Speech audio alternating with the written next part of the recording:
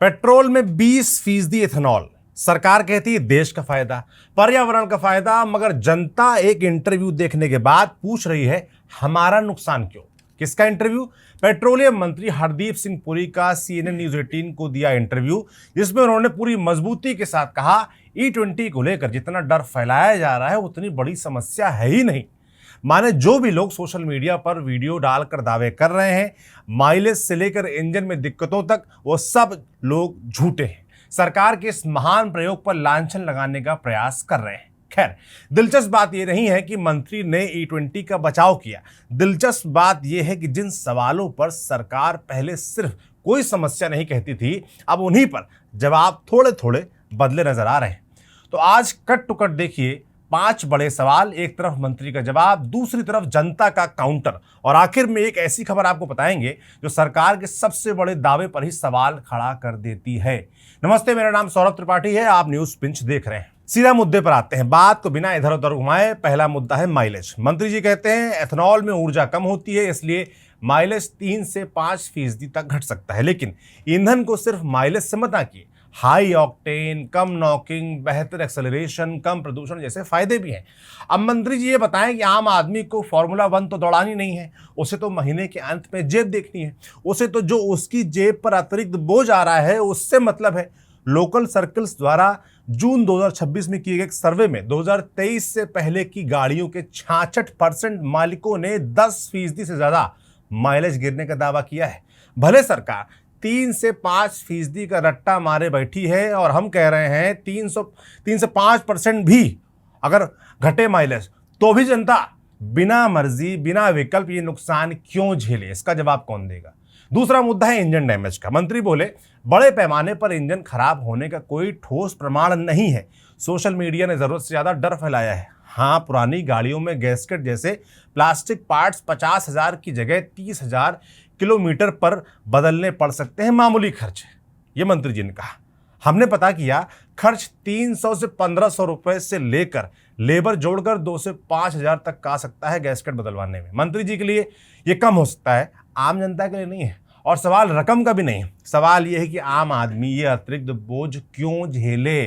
क्या आपने उससे पूछकर पेट्रोल में ब्लेंडिंग वाला बदलाव किया? क्या उसको बताया गया था कि अब गैस्केट जल्दी बदलवाना पड़ेगा और ये अतिरिक्त खर्च उन लोगों की जेब से भी जाएगा जिनकी गाड़ी ही रोजी रोटी है? उसके लिए हर पार्ट मायने रखता है। और अगर सरकार खुद मान रही है कि पुर्जों की उम्र घटेगी तो करोड़ों पुराने वाहन मालिकों के लिए क्या कोई एडवाइजरी जारी हुई? कहां एडवाइजरी? जिम्मेदारी कौन लेगा इसकी? अब तीसरे मुद्दे बात है विकल्प। E0, E10, E20 की चॉइस पर आते हैं। मंत्री बोल रहे हैं कि विकल्प हमेशा बेहतर चीज का होता है, पीछे जाने का नहीं। ब्राजील में भी विकल्प E27 से ऊपर के बीच मिलता है, E0 पर वापस नहीं जाते। साथ ही 1 लाख से ज्यादा पंप, डिपो, पाइपलाइन, 3 समानांतर ईंधन रखना सप्लाई चेन के लिए जटिल और महंगा होगा, ये मंत्री जी कह रहे हैं। जानकार कहते हैं कि ब्राजील से तुलना ही गलत है, वहां दशकों से फ्लेक्स फ्यूल गाड़ियां बनती आ रही हैं। भारत की सड़कों पर करोड़ों गाड़ियां उस दौर की हैं जब E20 था ही नहीं। तो मंत्री जी ये बताएं कि गाड़ी अगर E20 के लिए तैयार ही नहीं है तो विकल्प क्यों नहीं मिलना चाहिए? जिस देश में आदमी घर बैठे जो मन कर रहा है ऑर्डर कर रहा है, फिर लौटा दे रहा है, फिर ऑर्डर कर रहा है, फिर लौटा रहा है, वहां सरकार पंप पर पेट्रोल के ऑप्शन क्यों नहीं दे सकती? वो भी जब इतनी अफरा तफरी और दिक्कतों की शिकायतें लगातार आ रही हैं। जिसका जो मन होगा भरवाएगा, क्यों आपको E20 ही थोपना है? और मंत्री जी जो कह रहे हैं कि खराब ऑप्शन की तरफ क्यों जाना, वापस क्यों जाना, तो वो ये बताएं कि ये कौन तय करेगा कि सादा पेट्रोल खराब है जिसका अभी तक हम इस्तेमाल करते आ रहे थे, और जिस ब्लेंडेड तेल की इतनी शिकायतें आ रही हैं वो अच्छा है, ये कैसे तय होगा? अब आते हैं चौथे मुद्दे पर, तेल की कीमतों पर। मंत्री जी कह रहे हैं कि लोग मुद्दे को उल्टा समझ रहे हैं। ब्लेंडिंग का मकसद पेट्रोल सस्ता करना नहीं, ऊर्जा सुरक्षा है। किसानों से उचित दर पर खरीद के चलते E20 की लागत कई बार ज्यादा भी पड़ती है। अब तक 1.9 लाख करोड़ की विदेशी मुद्रा बची है, इससे 1.6 लाख करोड़ किसानों तक पहुंचे हैं। 310 लाख मीट्रिक टन कच्चे तेल का आयात टला है। ठीक बात है, पर आदमी तो कहेगा ना कि जब माइलेज घट रहा है, गाड़ी में दिक्कतों के दावे हैं, तो सस्ता तेल तो कम से कम दे ही दो। वो भी तब जब नितिन गडकरी खुद बोले थे ब्लेंडिंग से पेट्रोल 15 रुपए लीटर तक हो सकता है। वो बात अलग है कि वो पलट गए। आज दिल्ली में E20 भी करीब 100 रुपए पर बिक रहा है, माइलेज कम हो रहा है, तो कम से कम कीमत में तो राहत मिले। ये डिमांड कहां से गलत है जनता की?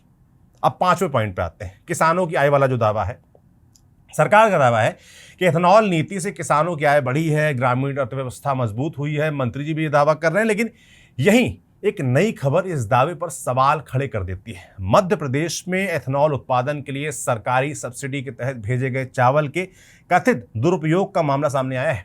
आरोप है कि जो चावल एथेनॉल प्लांट तक पहुंचना था, उसे रास्ते में ही निजी राइस मिलों की तरफ मोड़ दिया गया।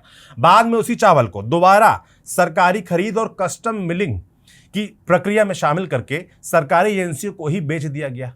पूरे मामले की शुरुआत भारतीय खाद्य निगम यानी एफसीआई की शिकायत से हुई। शिकायत में कहा गया कि छिंदवाड़ा के एथेनॉल प्लांट के लिए भेजी गई चावल की खेप अपनी तय मंजिल तक पहुंची ही नहीं।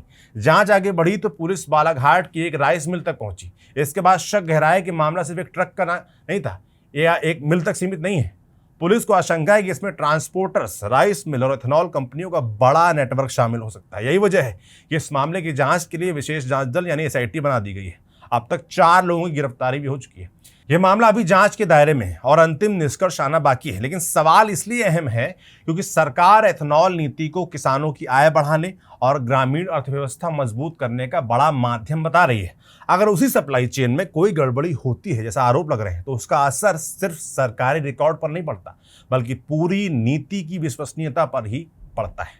लास्ट में हम फिर वही कहेंगे कि देश की ऊर्जा सुरक्षा जरूरी है, किसानों की आय भी जरूरी है, वो बढ़े हमको अच्छा लगेगा। लेकिन क्या इन बड़े लक्ष्यों की कीमत सिर्फ आम गाड़ी मालिक की जेब से वसूली जाएगी? और जब मध्य प्रदेश जैसे मामले सामने आते हैं तो सवाल ये भी उठता है कि जिस किसान के नाम पर ये पूरी नीति खड़ी है, फायदा सच में उस तक क्या पहुंच भी रहा है या नहीं? E20 हकीकत सब जानते हैं, सरकार ने साफ भी कर दिया है और आगे भी हो सकता है इसमें धीमे धीमे सही काम होना। E25 E30 की बात हो रही है, लेकिन जनता के सवाल भी हकीकत हैं जो E20 पर उठ रहे हैं। और जब तक इनके साफ साफ जवाब नहीं मिलते, ये बहस खत्म नहीं होने वाली है। बहस लगातार जारी है, वीडियो आना जारी है, जनता सवाल लगातार पूछ रही है। पर क्या मंत्री नितिन गडकरी, हरदीप सिंह पुरी, केंद्र सरकार जवाब देगी, जनता को संतुष्ट करेगी? ये देखने वाला होगा। आपको क्या लगता है? जो 5 सवाल हमने पूछे इस पूरे मसले पर कमेंट बॉक्स में लिखकर जरूर बताइएगा। मेरा नाम सौरभ त्रिपाठी, इसे लिखा था हमारी साथी खुशबू ने। कैमरे के पीछे अनुराग हैं। देखते रहिए न्यूज़ पिंच। शुक्रिया।